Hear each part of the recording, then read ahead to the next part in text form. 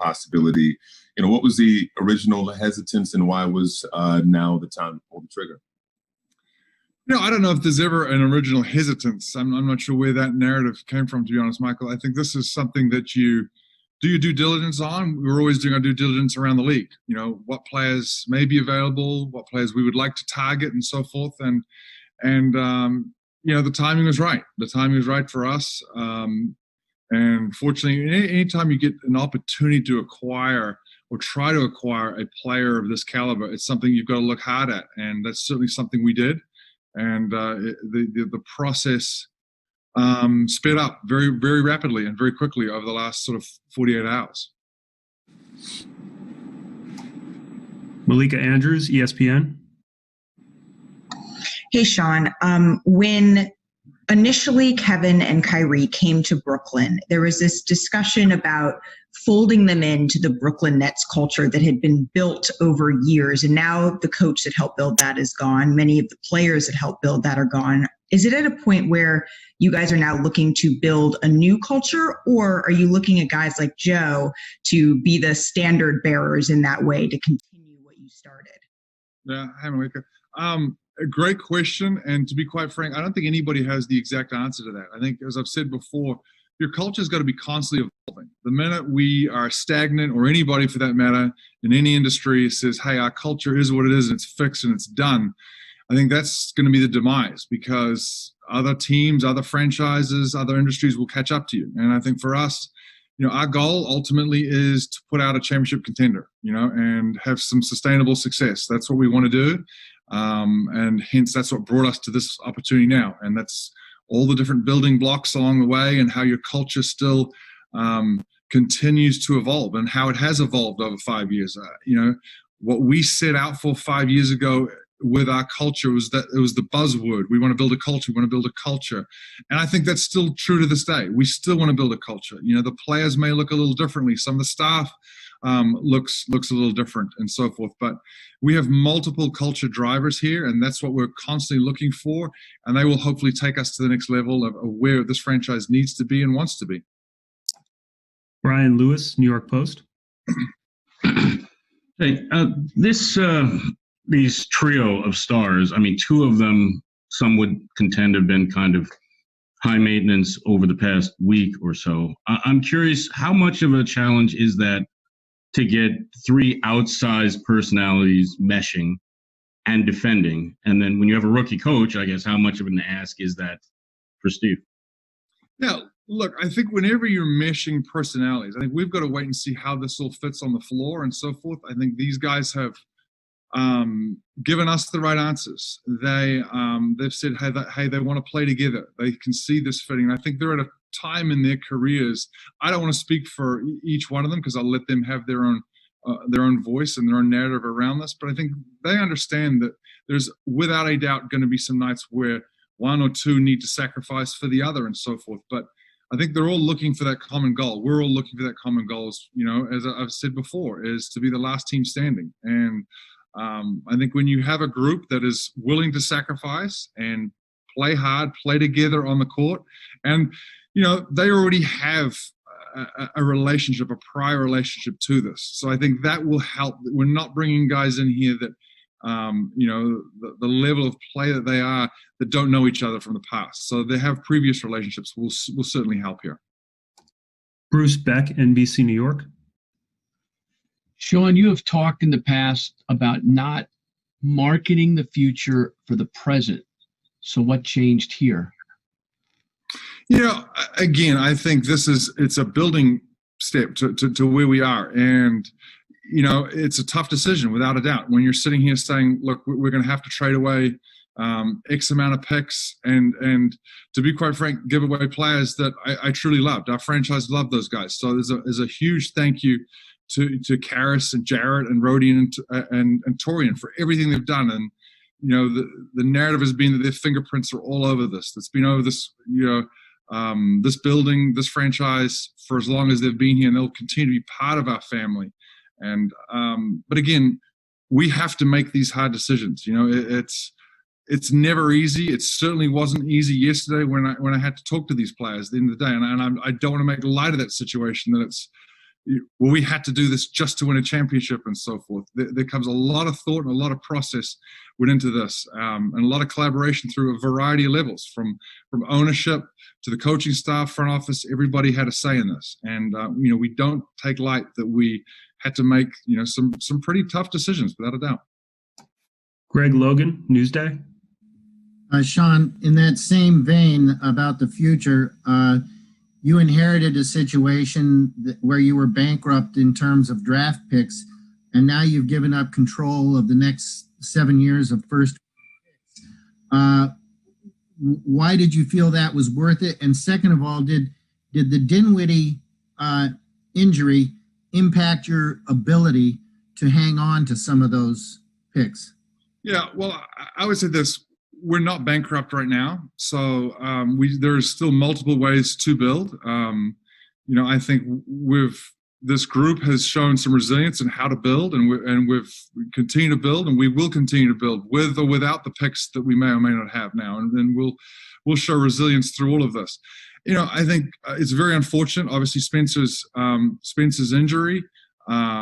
But we also need to capitalize, on the window and what's right in front of us right now, where that's why some of these decisions have to be made when they have to be made. And, we're looking forward to getting this group out there.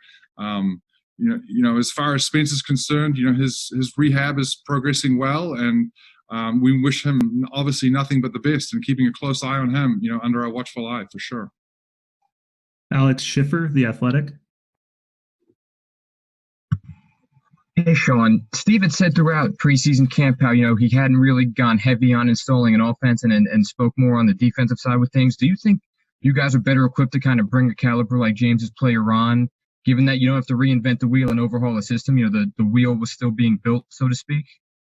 Yeah, sure. I think we know what James is capable, on the court. We've seen that when you're bringing in, MVP, first NBA team caliber player. He knows what he's capable of doing. And then when, we've had conversations with him, and, he's so eager to get on the court with these guys and be part of this and start fresh. So there's an excitement. I know our group is excited. Our coaching staff is excited. Again, when we brought in Kai and Kevin, you're learning from them. You're learning how they want to play, because there's no defense that they haven't seen already. And the same thing for James. So we're going to be learning from James, and, he'll be adding his piece, his thoughts and process to Steve, and helping Steve and the coaching staff out there. But there's already a prior relationship there as well. Howard Beck, Sports Illustrated. Hey, Sean. Curious if you have any update on Kyrie Irving, and tangential that are related to that. Did the situation surrounding Kyrie, the ambiguity or any lingering concerns there, have any impact on the timing or urgency of making this trade? Yeah, so to answer your second part there, no, they're completely separate from one another. Kyrie's absence and, the personal issues that he's dealing with, it has nothing to do with us, going after and attaining James Harden in this. Regarding Kyrie and when he'll be hopefully back and rejoining the team, part of that is going to be up to the NBA, and we're waiting for them to come out so they're ruling on the health and safety protocols. Hopefully we'll have a ruling soon. I have talked to Kyrie, so I know he's excited about getting back on the court with his teammates, as soon as possible. Christian Winfield, New York Daily News. Hey, Sean.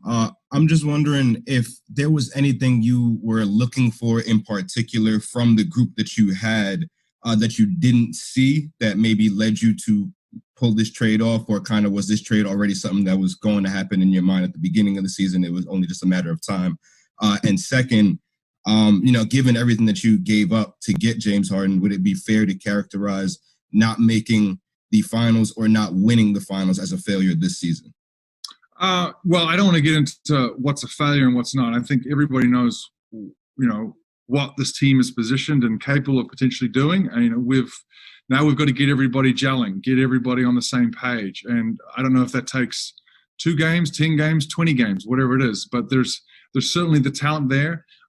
Without a doubt, the roster is not done. It's not finalized. I mean, it should really never be, to be quite frank. We've got to be doing our due diligence. We have open roster spots. So I have utmost faith in our scouting department that over the years has done a tremendous job for us, and we'll continue to try and add pieces as we go through the season. Regarding the trade, whether we knew this was going to be done at the beginning of the season, absolutely not. And this was something that came around relatively quickly, sped up very fast. But at the end of the day, it goes back to when you have the opportunity to add James Harden to your roster, you're certainly going to do your due diligence, and you can do everything you possibly can to try and make that happen. Tina Cervasio, Fox 5. Sean, did you, I don't know what the word is, if find it alarming or did it draw any concern when you heard Harden essentially call out his teammates on the Rockets saying that they were not good enough the other night? And how much with that do you consult with Mike D'Antoni on your staff after him just coaching Harden the last couple of years? Well, it's certainly beneficial having Mike and somebody who knows, James very well and has coached him for the last couple of years for sure. So, I don't read too much into that. I think, again, I don't want to speak for James or any of our players for why they say the things they say. Look, they've got their own voices, they've got their own brands, and these guys are grown men, and there's reasonings behind everything. I think, we've certainly weighed in all the intel and all the factors about, you hope to make the best decision and bring in the right people and the right fits and so forth. But again, what we're looking for is, we have some high expectations. I'm not going to wane from that, or that's why we brought in who we have here, and that includes the coaching staff as well. So it's a group, a combined effort of collaboration between players and coaches, without a doubt. Brian Mahoney, Associated Press. Hi, Sean. Brian. One, do you know when James will be eligible to play for you guys? And two, both he and Kyrie have kind of maybe not shown a full commitment to playing basketball this year. When you make a trade like this, that's certainly an all-in kind of move. How do you know you've got guys you can really go all in with? Well, we would hope James will be able to play as soon as all the players involved in this pass their physicals. So we know James is landing. He'll be in Brooklyn today, so we'll go through our physicals here, and hopefully he'll be cleared to play as soon as possible. Again, regarding all these guys' commitment to play, I mean, all I can tell you is I've enjoyed the conversation I had with James last night, and I look forward to getting to know him, just as our players and staff certainly do, and I like what I heard, and I think he's looking for a fresh start. And I think these guys are going to have to sacrifice, without a doubt. But they're also going to push us. They're going to push our franchise and hopefully take us to where we need to go. Taylor Rooks, Turner Sports. Hey, so I know there's been, a lot of discussion about the personalities on the team, how everybody's going to mesh. But can you tell me what kind of conversations you maybe had with the guys specifically about that? Taylor, are you the guys on the current roster, or are you talking about James? Current roster and James. Sure. I think some of those conversations certainly need to be private, but at the end of the day, I'm going to talk to, our players about adding, whether it's a deal like this of this magnitude, certainly involves, collaboration, and, they understand what's at stake here. Everybody's raised their hand and said, look, we're in, we know what we're shooting for here. And that includes, James, the new player, he knows what's at stake. And I think, again, I'm also banking on his prior relationship with Kevin. I think those guys, have likely stayed in contact, over the course of the last, 5, 6, 7, 8, 10 years. So they know each other very well. They know, and we're going to bank on that coming here and hopefully speeding up that process. Tom Dowd, BrooklynNets.com. Hey, Sean, as you said, you've got the 3 open roster spots now. You're also down some guys due to injury. So do you have a timetable? Do you feel quickly to answer? Or do you have some specific needs you feel like you need to target now? Yeah, I think I missed some of that, Tom, but I don't think we're in any immediate rush. I think we've got to do our due diligence. Look around the league, look at who's available, and so forth, and again, also look at this group and see how they play together and see what our needs may be and so forth. But we'll work hand in hand with the coaching staff on this, just to see where our holes are. As I mentioned before, the roster's not complete. We know that. We're going to have to tinker. We're going to have to play around here, and again, utmost faith in the group that we have that's going to be able to find guys elsewhere, and we'll see where it may go. Back to Greg Logan, Newsday. Sean, I appreciate that you've talked to Harden, but he's a different player than he was back when he teammates with Durant. And so did you specifically talk to him about, his usage rate, how much he might have to sacrifice in terms of his statistics, being the leading scorer the past 3 years, and how much he might have to share the ball with Kyrie? How much did you drill down on those specific things? Yeah, Greg, I never had to bring that up with any of them because they brought it up, and they were the ones to bring it up right off the bat, which was they want to win.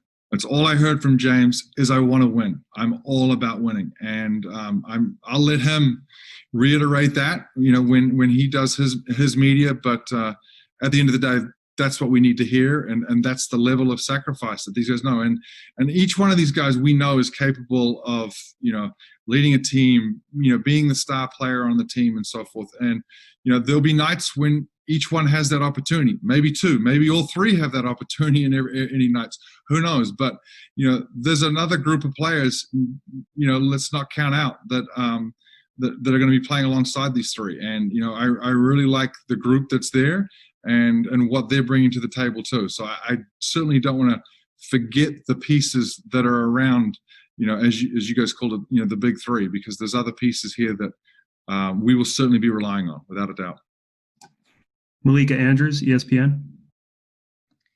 Sean, at what point in this process did you, or was it not until after that you, I don't know if told or consulted or spoke to Kyrie and Kevin, and then the rest of the guys about pulling the trigger on this trade? I spoke to Kai and Kevin yesterday as this was going down, getting their thoughts, and really wanting to hear, what their commitment was going to be, what their conviction for this was. And, I know Joe Tsai had the same conversations. So from multiple levels, again, it gets back to, I enjoyed hearing that conviction. And we've got some time to see how it translates onto the court. I don't know that it's immediate. I think that's putting maybe too much pressure for these guys. It's going to take some time. We're going to have to get everybody up to speed and so forth. But again, I'm looking forward to seeing what the product looks like, out on the court soon. Bruce Beck, NBC New York. Sean, how important is it to have these three stars under contract for the near term? Very. I think that's great. I think we know the window that is upon us, and it's certainly exciting to know that. Look, for the foreseeable future, we have them here. We've re-signed Joe Harris this summer, so there's some other pieces to this group that we know we're going to be able to roll with for a while here, and that'll be exciting. We need to build continuity within that group and camaraderie, and that'll come the more opportunities to practice. And I think we've all seen how few and far those practices come by. So the games are going to be our practice, and with the current sort of climate around COVID, there isn't the opportunities to go and break bread as we would have done in the past and so forth. So the sooner we can get each other around each other, that'll be the best thing for this group.